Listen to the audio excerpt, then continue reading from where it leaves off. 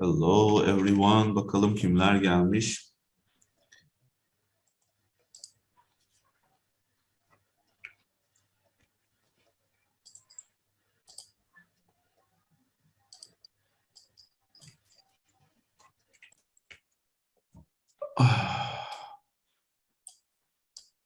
Today we are having 19th of our 19th seminar of the Grad Talks.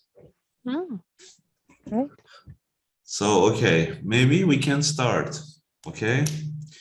Hello everyone and good evening to Australia. Today, as I said, we are having our 19th seminar of the Grad Talk series organized by our university, Yıldız Technical University Graduate School of Science and Engineering. And our 19th guest is from Australia, Endüstriyel Biyoteknoloji Grup Lideri, Dr. Anna Kaksonen'e. Hello, Anna. Thank you for kindly accepting our invitation, literally from thousands of miles away. Hello, Anna. Thank you.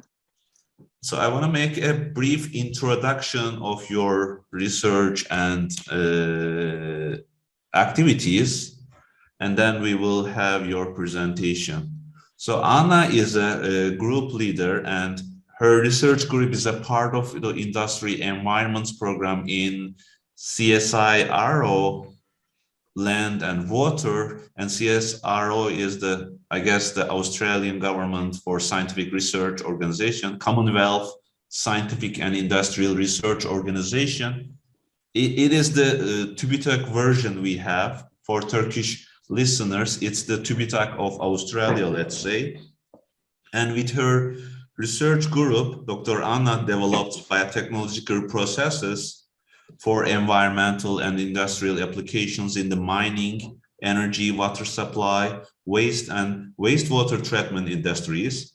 And her research topics are mining biotechnology, for example, bio-leaching, bio-oxidation, bio-precipitation, and bio-flotation, excuse my pronunciation, and bioenergy and bioremediation of contaminated sites, waste and wastewater treatment and resource recovery, circular economy, and mitigation of microbially caused problems such as biofouling and bioclogging and biocorrosion. I'm not from the field and they sound like the problems caused by microorganisms, right, in the industry.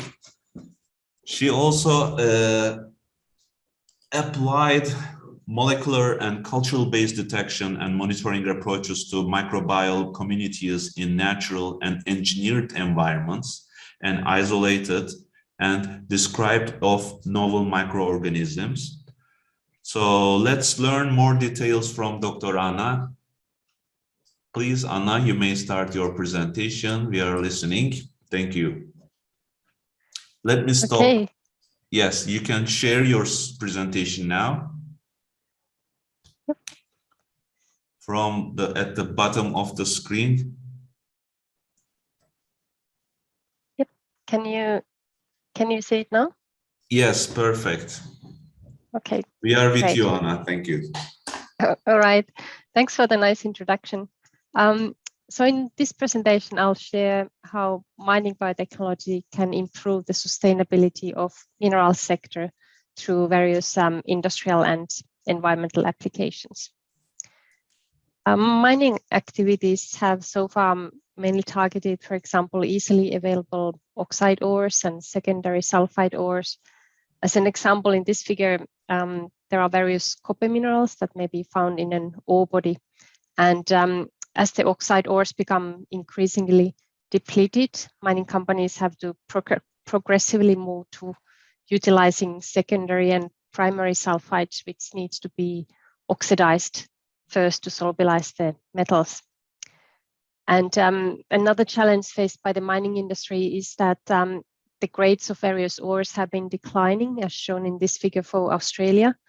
And this means that the available ores are becoming increasingly complex and have also more impurities and unwanted gangue minerals. and hence the ores are often unsuitable for traditional pyrometallurgical or hydrometallurgical processing. However, biomining has potential for extracting value from such low-grade resources. What do we mean by biomining? So biomining utilizes microbes to solubilize metals from ore or waste. And in the case of sulfide ores, microbes gain energy by oxidizing ferrous iron and reduced sulfur compounds to produce ferric iron and protons, which then attack the sulfide minerals chemically. Therefore, the bioleaching of sulfide minerals is considered to be indirect leaching, as it is facilitated by biogenic ferric iron and sulfuric acid, rather than the microbes directly attacking the minerals enzymatically. What makes biomining attractive as compared to traditional pyro or hydrometallurgical processes? Biomining processes have relatively low capital and operating costs, which makes them a good alternative, especially for low-grade ores that are not economical to process using traditional methods.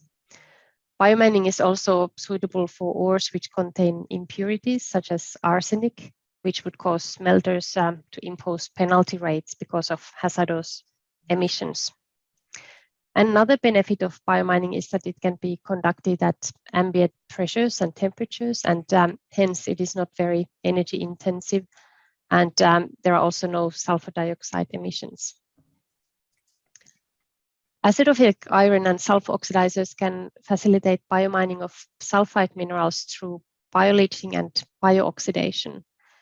The term bioleaching is typically used in the extraction of base metals, where the metals of interest are solubilized with microbes, and after that the metals are then recovered from the solution.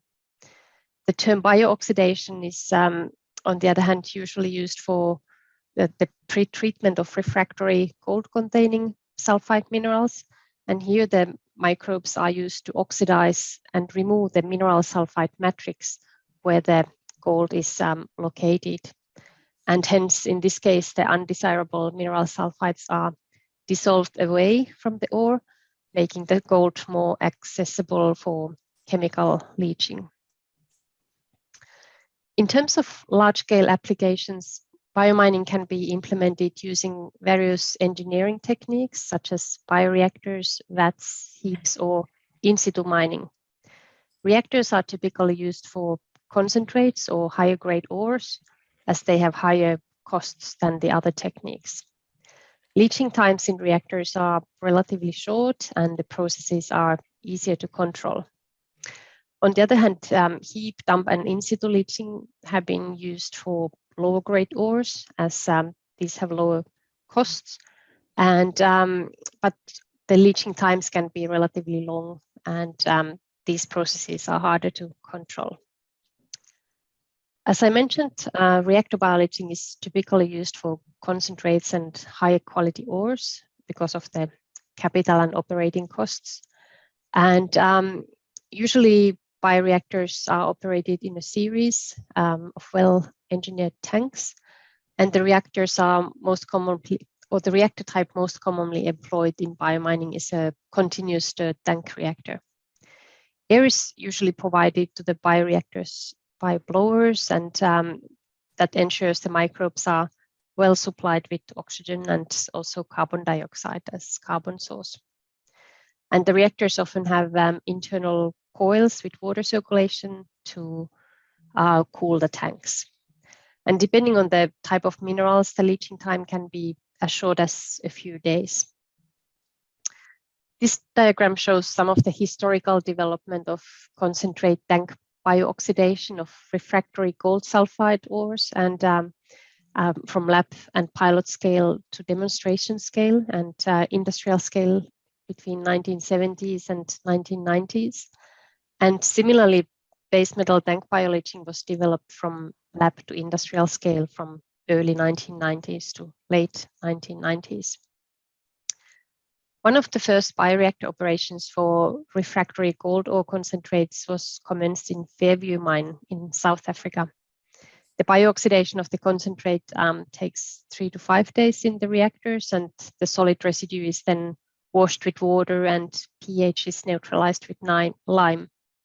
And after solid liquid separation, the gold is leached from the solids with cyanide. One example of commercial scale base metal bioleaching in tanks is the Kasese bioleaching plant that has been used to leach cobalt containing sulfide mineral concentrate in Uganda. That process has 6 bioreactors, each with a volume of 1,400 cubic meters, and the design capacity is 250 tons of concentrate per day. Heap bioleaching is another technique, and that one is the most commonly used process for bioleaching operations. Heaps are constructed on impermeable pads, and the bottom of the heap has drainage lines and aeration pipes to provide oxygen and carbon dioxide. The ore may be crushed and agglomerated with sulfuric acid before stacking as a heap, and microbial inoculum may be used to speed up the start of the bioleaching. The heaps are irrigated with sulfuric acid solution, and the liquid percolates through the heap. And metal containing pregnant leach liquor is then collected from the bottom of the heap for metal recovery. Heap bioleaching is typically takes several months or even a year. This slide shows some aeration pipes that have been installed to the bottom of the heap at Agnes Gold Mine in South Africa, where refractory gold ore concentrates have been biooxidized in heap after coating the concentrate on inert rocks. And this slide shows some irrigation examples for sprinklers that were used at the Agnes Gold Mine in the top figure, and then the bottom figure shows some dripping lines that have been used, for example, in the Talvivaara or Terrafame mine in Finland. Heap bioleaching has been used worldwide to extract copper from secondary copper sulfides, which contain chalcocite and covellite. And more recently, heap bioleaching has been applied to complex sulfide ore in Talvivaara or Terrafame mine in Finland. And also it has been explored for chalcopyrite, which is a primary copper sulfide and more recalcitrant to leaching than the secondary copper sulfides. The Talvivaara, or more recently called Terrafame mine, is a good example of the transforming power of biomining. And so the deposit in Finland is one of Europe's largest nickel sulfide deposits.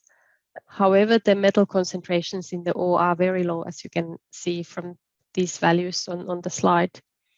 And the ore and the possibility to use the deposits were extensively studied for about 30 years, and the investigation showed that the extraction of the metals was not feasible with traditional pyro and hydrometallurgical methods because of the low metal concentrations.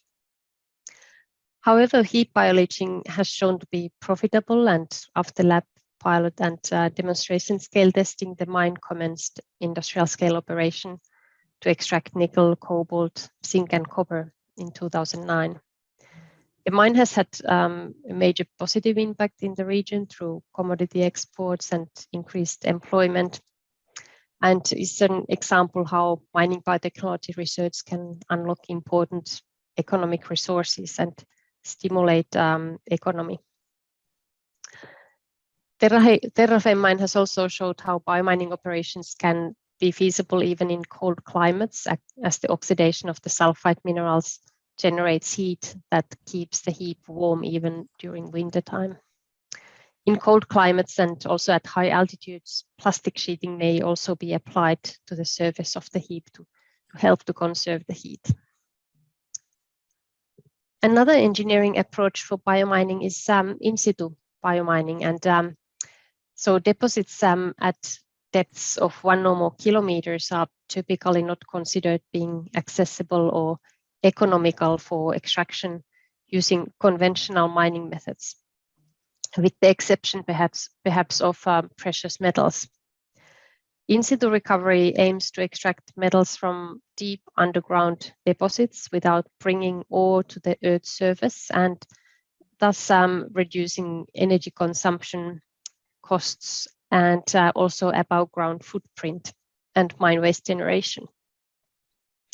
A few different engineering approaches have been proposed for in situ biomining of deep ore deposits. The first figure here on the left shows saturated in situ biomining approach, which uses spatial separation of unit processes for biolixiviant generation in above ground bioreactors. Then secondly, chemical underground leaching of metals from sulfide ore under saturated conditions with the acidic biolixiviant that's delivered through boreholes. And then thirdly, above ground metal recovery from the pregnant leach liquor. An alternative biomining approach or in situ biomining approach is shown on the right-hand side, and that one is based on forming a subsurface ore bed with sufficient permeability to operate it as an unsaturated trickle bed that allows in situ regeneration of biogenic ferric iron lixiviant using underground aeration. Saturated in situ biomining has been recently explored in an European Union funded Biomore project, which targeted a copper-containing saline and calcareous Kupferschiefer deposit in Poland. The extraction of copper from the deposit required a three-step approach in which first water leaching was used to remove excess salinity that would inhibit microbial activity. Then in the second step, acid leaching was used to remove acid-consuming materials. And in the third step, copper was bioleached with biogenic ferric lixiviant. Biogenic ferric lixiviant could also be used for oxidizing refractory sulfidic gold ores in an in situ environment before chemical leaching of gold. If the ore body is acid-consuming, acid leaching may first be required to solubilize acid-consuming minerals. And in the second step, biogenic iron can be used to bioxidize the refractory gold ore in the subsurface. In the third step, the exposed gold can then be leached with lixiviants such as thiosulfide or iodine-based lixiviants. The growing interest in situ mining and the toxicity of cyanide, which is commonly used for gold leaching, and the related environmental impacts of cyanide have motivated the development of new greener biolixiviants for gold leaching. One potential alternative lixiviant is the iodide-iodine system, as gold can form stable complexes with iodide and triiodide. Some years ago, we proposed that iodide oxidizing microbes could be used to regenerate the iodide-iodine lixiviant for gold leaching.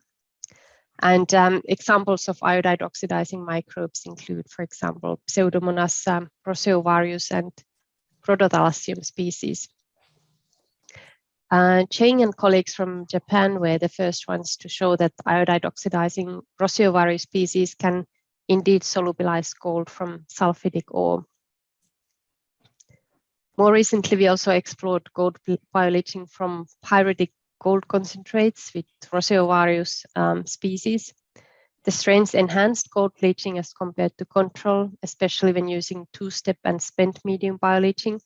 However, the leaching was not very high, so further research is needed to optimize the process.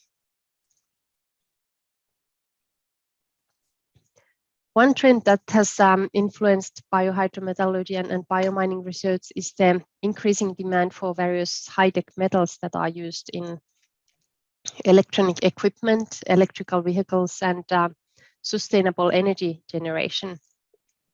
Examples of these critical elements include, for example, rare earth elements, platinum group metals, and lithium and other battery metals. These critical elements often occur in minerals that are less commonly used for biomining operations, and therefore new bioleaching mechanisms and processes are required for their extraction. For example, rare earths can be present in phosphate minerals such as monazite. This figure shows possible bioleaching mechanisms that may be involved in leaching rare earth elements from monazite ores with organic acid producing and phosphorus solubilizing microbes. The mechanisms include contact, non-contact, and collaborative leaching. In contact leaching, the microbial cells are attached to the mineral, and leaching reactions occur in the matrix of extracellular polymeric substances. In non-contact leaching, the cells are in suspension and the organic acids are released by microbes attached. The organic acids that are released by the microbes then attack the minerals. And in collaborative leaching, attached and suspended cells collaborate in organic acid production and phosphorus solubilization and uptake.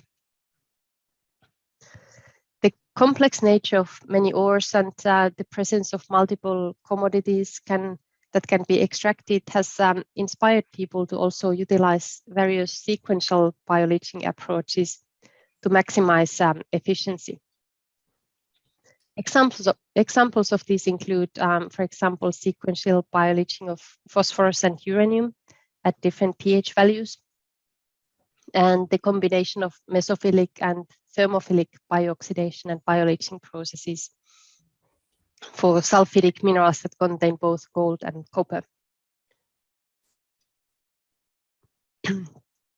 A third example is the use of thermophilic archaea and fungal enzymes to process double refractory gold ores.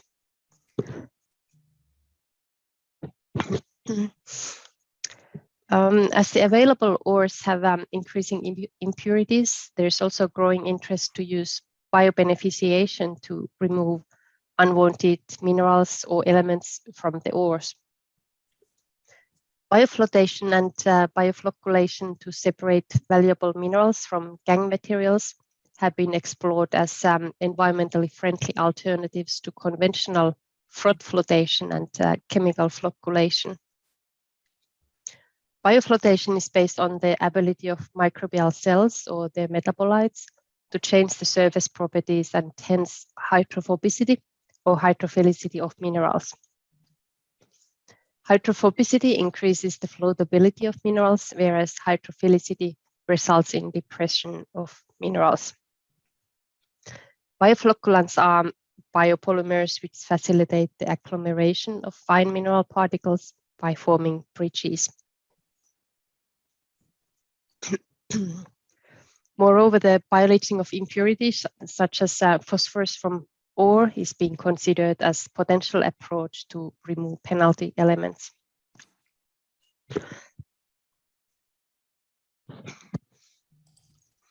Mining and metallurgy have been estimated to generate over 100 billion tons of solid wastes per year globally.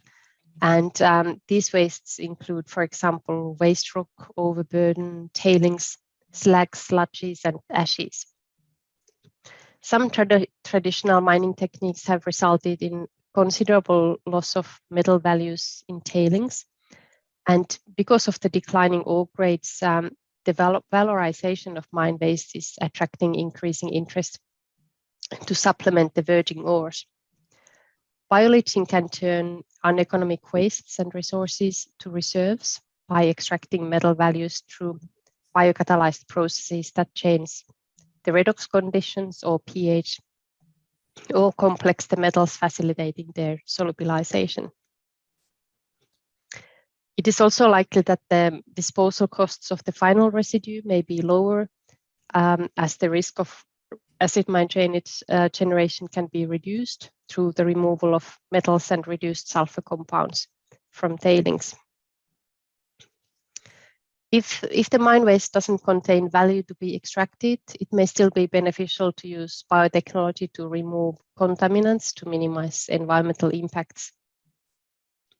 So biomining approach can also be used to remove, for example, sulfur from mine wastes with acidophilic iron and sulfur oxidizers.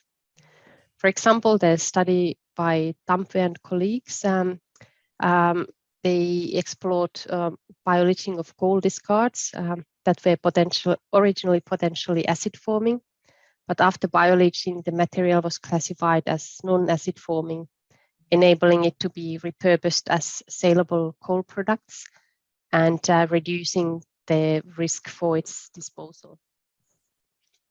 And the authors also proposed that the leachates could be used to produce iron salts, sulfuric acid, or iron oxides. In addition to chemical stability, biotechnology can also be used to improve the physical stability of mine wastes. One approach for this is to use ureolytic bacteria to facilitate calcium carbonate precipitation and biocementation. This has been suggested to mitigate soil liquefaction, strengthen soil, and control erosion and seepage.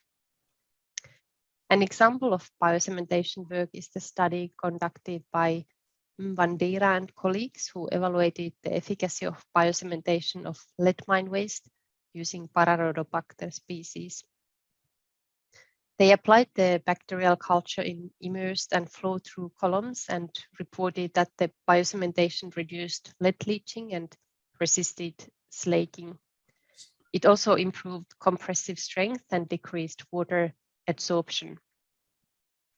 The authors proposed a conceptual model shown here to immobilize leach plant residues and kiln slag using biocementation.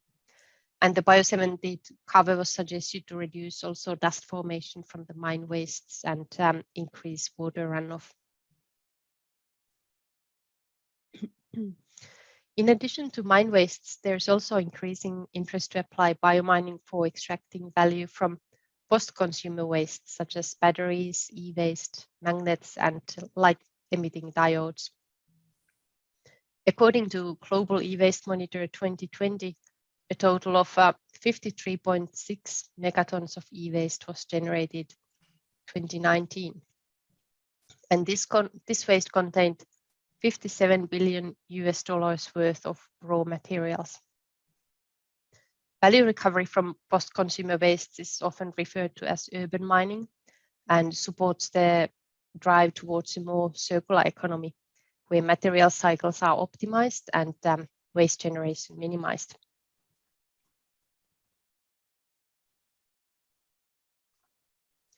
Biotechnology can also enable industrial ecology and symbiosis in which the waste from one industry becomes a resource for another. This will further facilitate resource efficiency as fewer primary resources are needed and waste generation is minimized. One example of an industrial ecology study is the work carried out by our PhD student Jonavan van Huken, who explores the use of waste sulfur and organics for biohydrometallurgical metal extraction and recovery from shredded and milled printed circuit boards. The waste sulfur originates from a power plant and is used as a sulfur source for generating biogenic sulfuric acid for leaching. And the organic waste is glycerol from biodiesel production, and it is used for generating biogenic hydrogen sulfide for recovering metals as sulfides from the leachates. Another biotechnical approach for metal recovery from leachates is biosorption. A New Zealand startup, Mint Innovation, has developed a process that utilizes biosorption for value recovery from e-waste. The process is based on acid leaching to stepwise leach base and precious metals into solution.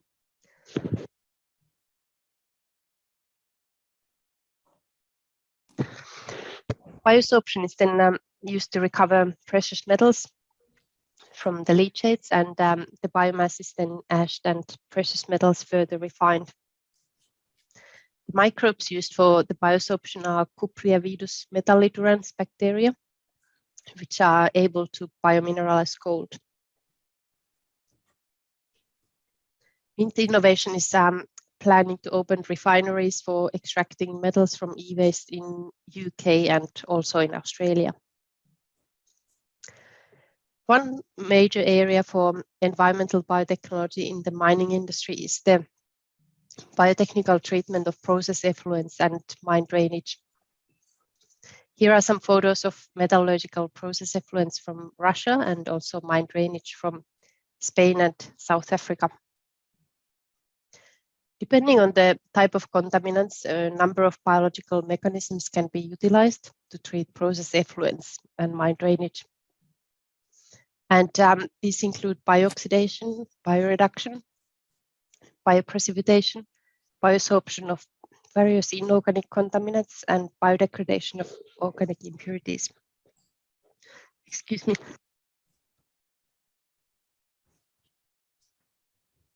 I hope you are fine, Anna. You sound like catch a flu or something. Yeah, sorry, my voice is going. Take good care of yourself. Yeah, sorry. So with the next few slides, I'll give some examples of some of these applications. So in one of our studies, we evaluated biological iron and sulfate removal from pregnant leach liquors in stirred tank bioreactors.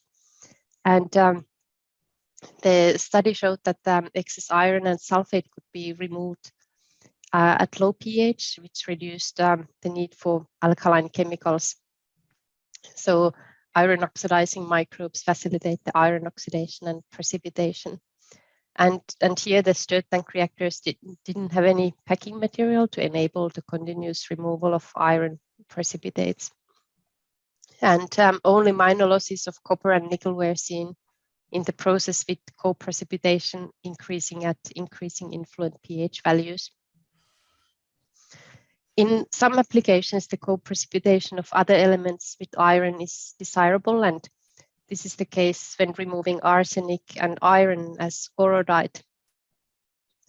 A Dutch company, Parks, has developed a thiotech scorodite process, which is based on biological iron and optionally arsenic oxidation to facilitate scorodite precipitation for arsenic removal.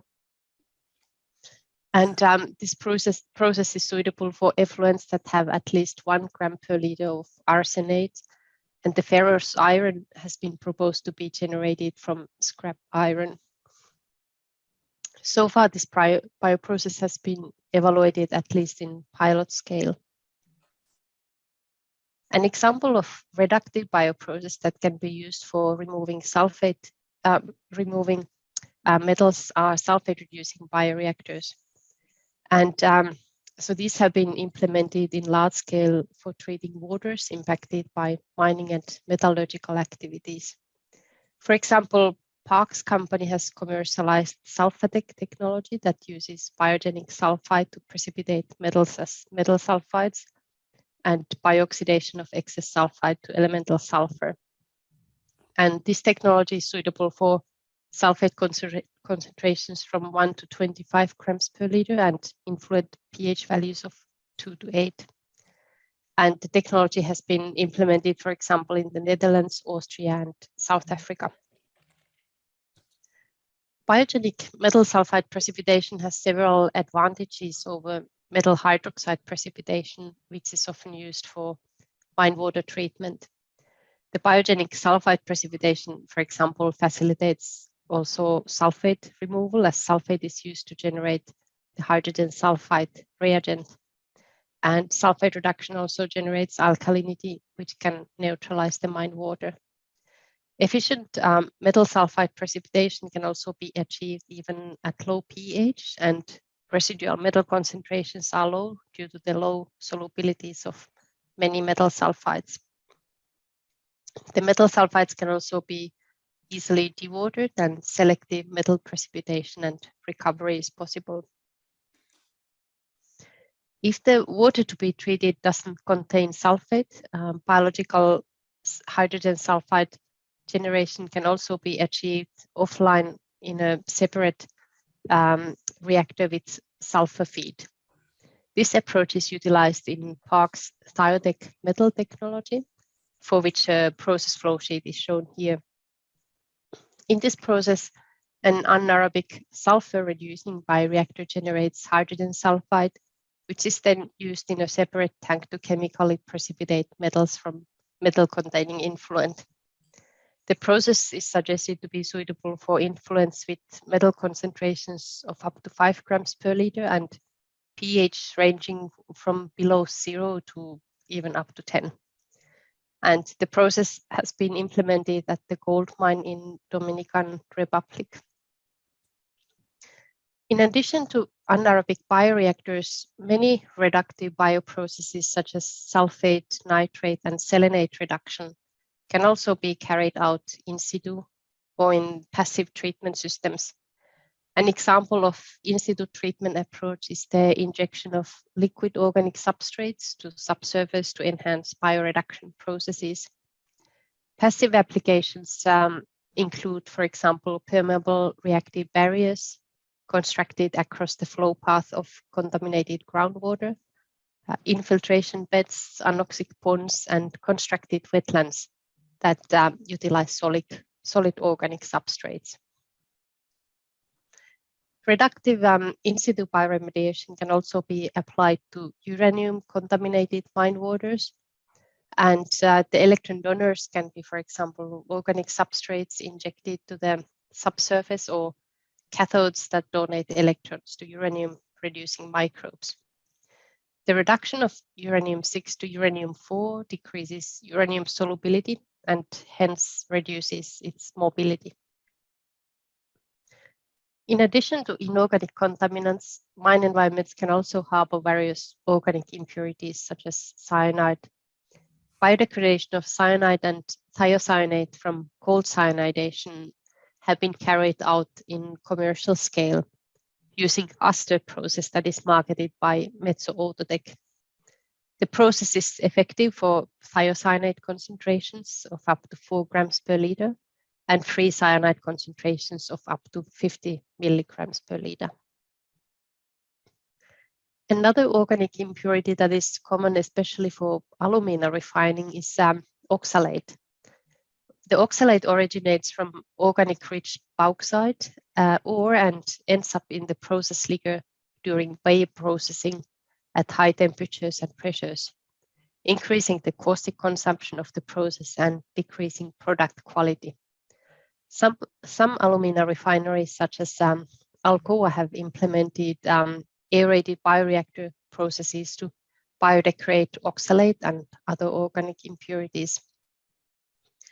Although efficient in organics removal, the aerated bioreactors have some drawbacks, such as loss of added ammonia due to high operating pH, high energy consumption for aeration, and inability to recover caustic from the waste. To overcome these challenges, our group has developed a bioelectrochemical process that facilitates organics biodegradation and caustic recovery from alkaline and saline liquors. In this process, most of the organics are degraded at the anode of the bioelectrochemical cell using anode instead of oxygen as the electron acceptor. Sodium migrates through the cation exchange membrane to the cathodic compartment to balance the movement of electrons. And an aerobic bioreactor can be used to remove any residual organics from the analyte before it is reused in the cathodic compartment for caustic recovery. Mining industry is also one of the world's major energy consumers, as traditional mining practices are estimated to use about 5 to 7% of all energy generated globally. And this results in a huge contribution to the emissions of greenhouse gases and thus global warming. One way to mitigate the greenhouse gas emissions is to use microalgae to biosequester carbon dioxide from smelter of gases. The microalgal biomass can then be used, for example, as a feedstock for biodiesel production or even used as a substrate for rehabilitating mine sites. I hope that this presentation has given some insight into how biotechnology can improve the sustainability of mining industry through various industrial and environmental applications.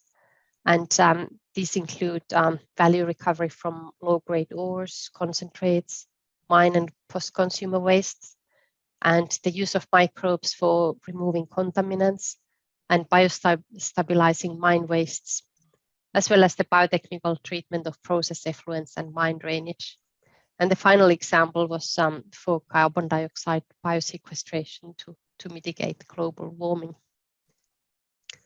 I would like to finish by thanking the Yildiz Technical University for the invitation to present here today. And I would also like to thank CSIRO and various industry partners for funding, and our Industrial Biotechnology Group and other colleagues for collaboration. And finally, thank you all for your attention. Thank you, Anna. If we have any questions and comments, Ömer will help you if there is anybody. You may write the chat box if you want to have a microphone, or you may raise your hands. The seminar was really interesting. I'm not from the field, I'm a physicist, but I take my own notes. So, there is a question from Hülya. Hülya, do you want to read it by yourself if you have a microphone, or do you want me to read it for you? Ömer, can you unmute Hülya if she would like to ask for herself? Hülya, are you with us? Do you have... Okay. I will read the question. There are many advantages of a bioprocess usage in mining. Are there any challenges or disadvantages of this method? It's a general question, I guess. Yeah, thank you. That's a very good question. There are some challenges, and for example, the bioleaching processes might not be as fast as, for example, smelting operations, or some like leaching with very strong acids, for example. So the time span may be a bit different as compared to some traditional mining techniques. Another challenge may be that if there's, for example, a lot of salt in the process water, or some impurities that could potentially inhibit microbes. So the microbes would need to be, I guess, adapted to the conditions that are for the like from the ore, and as well as the available process water. So one challenge that we have been trying to tackle is to sort of bioprospect and find and also adapt microbes to be more tolerant to high salt concentrations, so that we could use, for example, saline water for the processing, as many of the typical biomining microbes are not so tolerant to both salt and high metal concentrations. Thank you. And I guess... Çınar Bey, size soruyorum şimdi.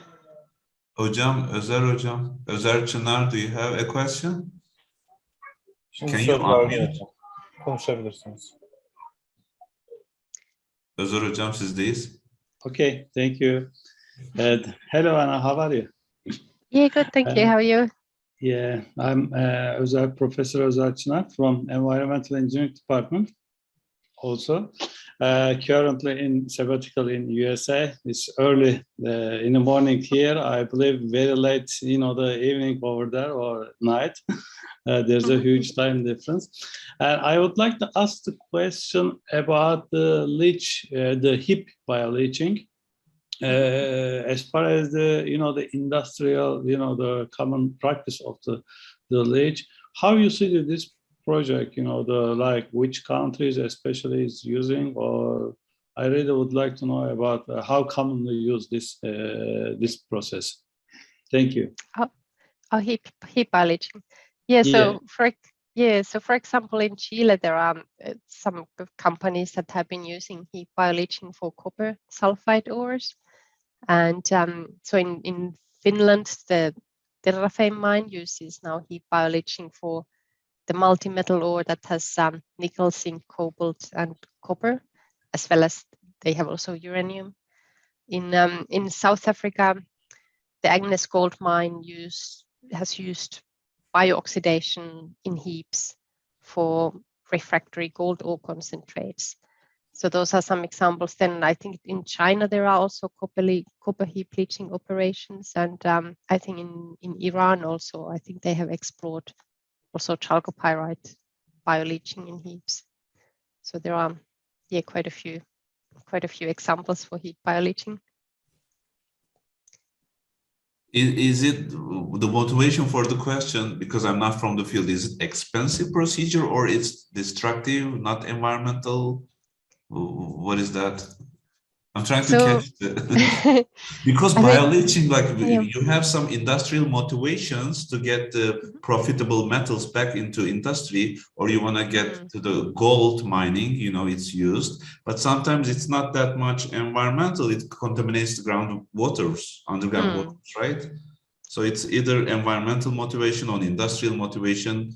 I take lots for many procedures. That's why. Yeah. So in terms of cost, so the heap bio-leaching is relatively low cost. So you don't need to, I mean, you can process like large volumes of ore without huge infrastructure.